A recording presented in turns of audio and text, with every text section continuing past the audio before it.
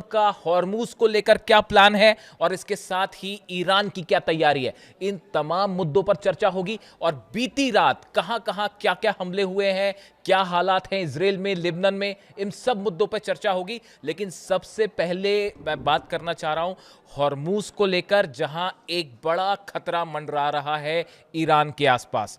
देखिए, जो हालात हैं आप सब जानते हैं, हॉर्मूज की जिस तरह से नाकाबंदी की गई है, 16 से 17 डिस्ट्रॉयर्स आसपास मौजूद हैं अमेरिका के। लेकिन इसके अलावा देखिए, गौर करने वाली बात यह है कि ट्रंप के जो ये जहाज हैं, वॉरशिप्स जो हैं, इनका जो फॉर्मेशन है, जिस तरह से इनकी तैनाती हुई है, ये बताया जा रहा है कि इनके जरिए नाकाबंदी के नाम पर एक बड़ा हमला हो सकता है। देखिए, बातें तो इस तरह की भी हो रही हैं कि अगले दौर की, दूसरे दौर की जल्द बातचीत होने वाली है और पाकिस्तान में बातचीत हो सकती है। बीच बीच में तुर्की का भी नाम आ जाता है और फिर यह भी कहा जाता है कि जिनेवा में भी बात हो सकती है, हो सकता है पाकिस्तान में ही बात हो। लेकिन इस बातचीत के बीच में कैसे हॉर्मूज के जरिए ईरान पर बड़े हमले की तैयारी है, हम इस पर बात करेंगे। देखिए, अगर हम जहाजों की बात करें कि कहां पर डोनाल्ड ट्रंप के कौन से जहाज तैनात हैं, अरब सागर में अब्राहम लिंकन एयरक्राफ्ट करियर जो है वो पहुंच चुका है और मेडिटेरियन सी में जेरल्ड आर फोर्ड है।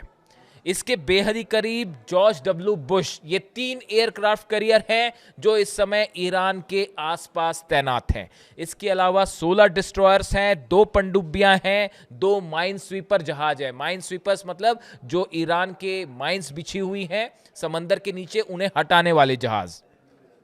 इसके अलावा USS Tripoli, USS Orleans, USS Rushmore, ये 3 और डिस्ट्रॉयर्स हैं जो मौजूद हैं आसपास ओमान की खाड़ी में, अरब सागर में, हॉर्मूज के बेहद करीब। देखिए, जो सोर्सेस से जानकारी आ रही है कि जो एयरक्राफ्ट कैरियर है अब्राहम लिंकन समेत कई डिस्ट्रॉयर्स हैं जो सिर्फ 200 किलोमीटर की रेंज में हैं, ईरान की सीमा से सिर्फ 200 किलोमीटर दूर हैं। अब गौर करिए, इस बात को समझिए जरा। जब जंग हो रही थी तब कोई भी डिस्ट्रॉयर, कोई भी जहाज 1000 किलोमीटर की रेंज में भी नहीं आ पा रहा था। और जेरल्ड आर फोर्ड और अब्राहम लिंकन का तो ईरान ने वो हाल कर दिया था कि उसे पीछे खींचना पड़ा था, हिंद महासागर तक ले आया गया था। अरब सागर भी छोड़ना, ओमान की खाड़ी छोड़ा, अरब सागर और काफी पीछे तक लाना पड़ गया था। लेकिन अब सीज फायर के बाद हालात ये हैं कि जंग तो रुकी हुई दिख रही है, लेकिन सब के सब जहाज बेहद करीब पहुंच गए हैं ईरान के। क्या ये धोखे से बड़े हमले की तैयारी है? आप मेरी राय माने तो ये फॉर्मेशंस बता रहा है। देखिए, इस बात को समझिए, जो पॉइंट मैं आपके सामने रखना चाह रहा हूं। जब एयर कॉम्बैट होता है, 2 देशों के जहाज जब आपस में लड़ते हैं, तो उनमें जहाजों का जो फॉर्मेशन होता है वो ये तय करता है कि किस तरह जंग, किस तरफ जंग जाएगी, कौन सा देश जीतेगा, किसके एयरप्लेन्स जो है वो फाइटर जेट्स जो है किसके भारी पड़ेंगे। बिल्कुल इसी तरह समंदर में जिस तरह से ये जहाजों का फॉर्मेशन है, ये बता रहा है किसी भी वक्त हमले हो सकते हैं। और सुनिए, वॉल स्ट्रीट जर्नल क्या कह रहा है कि ये जो नाकाबंदी की गई है, अगर इसको पूरी तरह से लागू करना है तो ये ईरान के साथ जंग के बिना ये नाकाबंदी हो ही नहीं सकती। देखिए, जो सैकड़ों जहाज फंस गए हैं उन पर अगर उनको अमेरिका रोकना चाहता है तो इसके लिए ईरान की सेना से, ईरान की नेवी से, ईरान के जहाजों से सीधी टक्कर जरूरी होगी। ये वॉल स्ट्रीट जर्नल का दावा है। देखिए, और इसके लिए नाकाबंदी, बिना जंग किए नाकाबंदी का कोई मैकेनिज्म नहीं है ट्रंप के पास। जो जहाज हैं वो ये बता रहे हैं जिस फॉर्मेशन में है। देखिए, मैं आपको सब जहाज, यूएसएस ट्रिपोली, कल मैं इसको फॉलो कर रहा था कि जो जानकारी आई है सैटेलाइट के थ्रू, उसमें कहां पर कौन सा जहाज तैनात है। जो यूएसएस ट्रिपोली है, ओरलियांस है, रशमोर है, ये सब जहाज हैं जिसमें टॉमहॉक मिसाइल्स हैं बड़ी संख्या में। इसके अलावा फाइटर जेट्स, जितने एयरक्राफ्ट करियर हैं उसमें फाइटर जेट्स हैं। और आप देखिए, जो खबरें आ रही हैं उसके मुताबिक डोनाल्ड ट्रंप का प्लान है 11 जो ईरान के पोर्ट हैं उन सबको एक साथ टारगेट किया जा सकता है, खास तौर पर ऐसे पोर्ट जहां से ईरान का ऑयल इंपोर्ट एक्सपोर्ट होता है। इमाम खुमैनी पोर्ट, बंदर अब्बास पोर्ट, जास्क, चाबहार, ये 4 पोर्ट हैं जिन पर किसी भी वक्त हमले की कोशिश हो सकती है। ये वो चारों जगह है। डोनाल्ड ट्रंप का ये कहना कि हम ऑयल इंटरेस्ट मेरा ईरान के ऑयल में है और ये 4 पोर्ट हैं जो अब अमेरिकी जहाज़ों के करीब है। तो जो सुरक्षा एक्सपर्ट्स बता रहे हैं कि अगर हमले होते हैं तो इन चारों पोर्ट्स पर एक साथ बम्बार्डमेंट हो सकता है, टॉमहॉक मिसाइलों से हमला हो सकता है। इसके अलावा जो 11 अलग अलग पोर्ट हैं, जो द्वीप हैं, चाहे खार्ग हो, चाहे लारक हो, चाहे केशम आइलैंड्स हो, इन सब पर एक साथ हमले की कोशिश हो सकती है।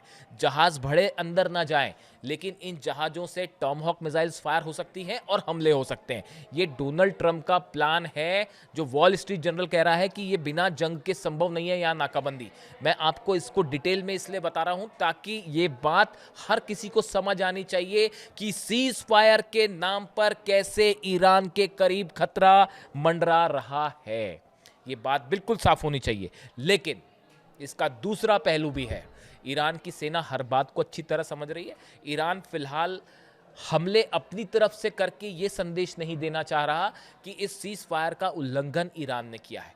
एक बार फिर इंटरनेशनल जो इस समय माहौल है, आप देखें नाटो जो है वो तार तार हो चुका है। कोई डोनाल्ड ट्रंप के साथ नहीं खड़ा, ना ब्रिटेन खड़ा है, ना फ्रांस खड़ा है, इटली साथ आने को तैयार नहीं है, बाकी देशों ने भी सबने मना कर दिया है।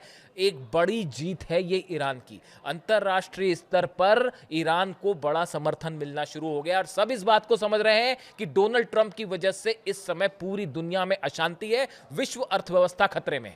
ईरान नहीं चाहता कि किसी तरह से वो हमला करे। अगर जंग चल रही होती तो ये किसी जहाज की हिम्मत नहीं थी कि इतने करीब आ जाए। वो अब तक जो है फतह सीरीज की मिसाइल्स और जितनी हैं वो ऐसी की तैसी कर चुकी होती इन जहाज़ों की। लेकिन सीज फायर है और सीज फायर के नाम पर फिर बड़ा धोखा हो रहा है। और देखिए, हम ईरान की तैयारी की भी शॉर्ट में बात करें, ईरान ने अपने जितने 11 पोर्ट्स हैं जहां जहां हमले का प्लान है, 4 और जो इमाम खुमैनी पोर्ट हो, बंदर अब्बास, जास, चाबार, इन सब जगह बताया जाता है कि 1000 के करीब अबू मेहती मिसाइल्स तैनात कर रखी हैं। खास बात यह है, जहाज कई तबाह हुए हैं, ईरान के इसमें दो मत नहीं है, लेकिन अबू मेहदी के 3 वर्जन हैं। जहाज से भी फायर होगा, जमीन से भी फायर होगा, अब तो पनडुब्बी से भी फायर हो रहा है। यानी अबू मेहदी मिसाइल पूरे जितने पोर्ट हैं सब जगह अबू मेहदी मिसाइल लगी हुई है। बात नंबर 1।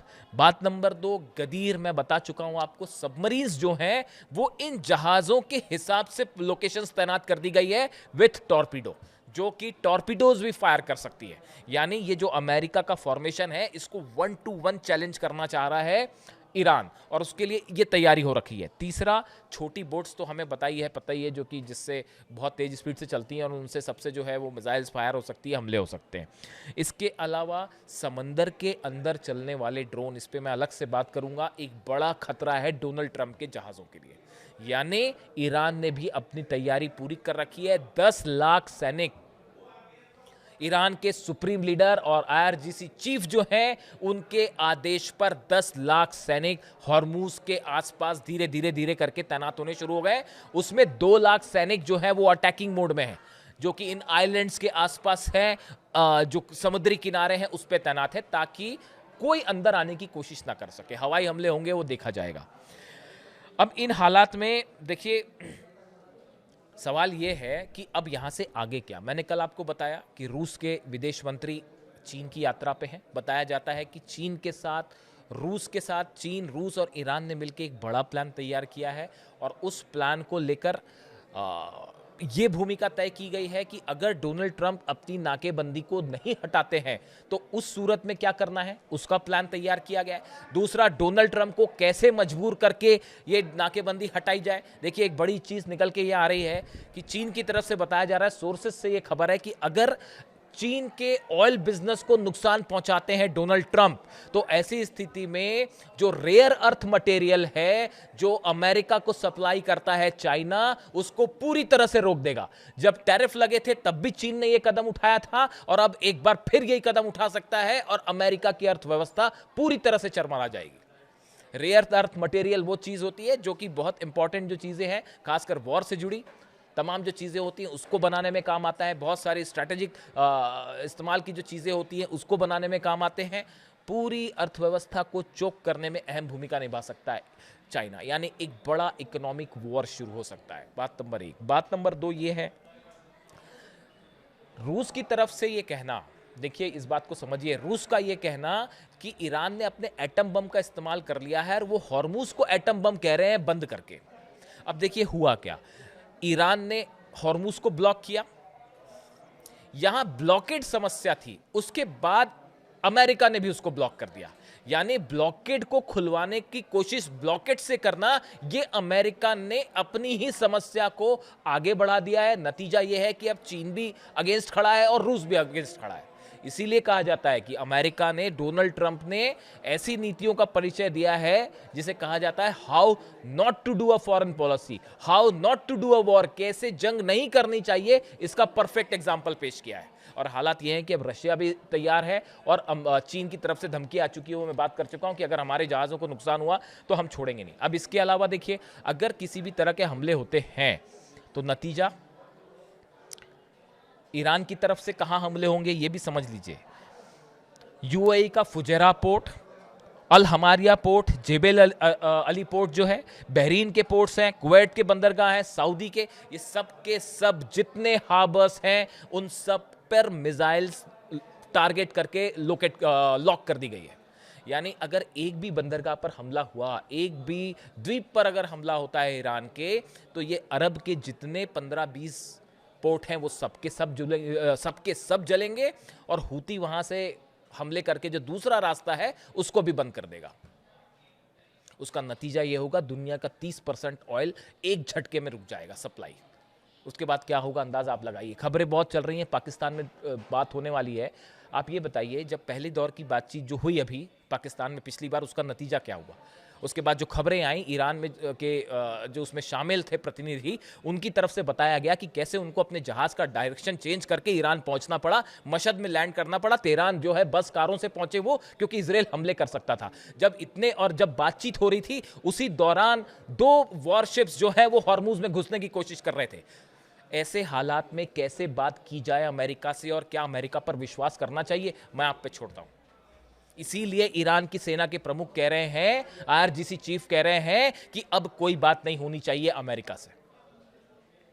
इसीलिए वो कह रहे हैं कि अमेरिका से अब बातचीत नहीं होनी चाहिए, किसी भी बात पर भरोसा नहीं किया जा सकता। और भरोसा किस बात का? क्या आप यूरेनियम छोड़ देंगे? ईरान कतई यूरेनियम, बात आके फिर वहीं खड़ी है। आप अगर देखिए, डोनाल्ड ट्रंप को वक्त चाहिए, और जैसे जैसे वक्त बीतता जा रहा है अमेरिका ने अपनी फोर्सेस को फिर से अलाइन करके जमा कर लिया है। जो नुकसान हुआ था, पैट्रियट सिस्टम लाए जा रहे हैं, नए फौजी लाए जा रहे हैं, नए एयरक्राफ्ट आ रहे हैं।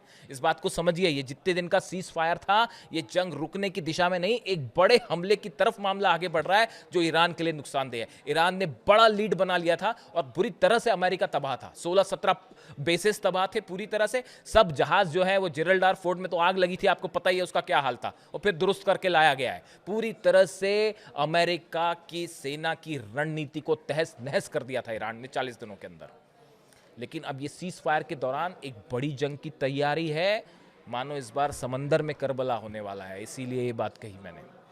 तो ये बड़ा सावधान रहने की ज़रूरत है। और क्या बातचीत, अगर बातचीत का कोई नतीजा नहीं है, देखिए ईरान इस जंग को जीता है, अमेरिका और इजराइल मिलके भी ईरान को नहीं हरा पाए। ये दुनिया का हर डिफेंस एक्सपर्ट समझ रहा है, हर देश समझ रहा है, और सब देख रहे हैं कि डोनाल्ड ट्रंप और अमेरिका को कितना बड़ा झटका लगा है। ऐसे में बातचीत करना ईरान की मजबूरी नहीं है, अमेरिका की मजबूरी है। आज पूरी दुनिया की इकॉनमी रुकी हुई है और तेल सप्लाई नहीं हो रहा है, ये सब कुछ ईरान के हाथ में है। ईरान यहां से जीता है, ईरान को अपनी टर्म पे बात करनी चाहिए।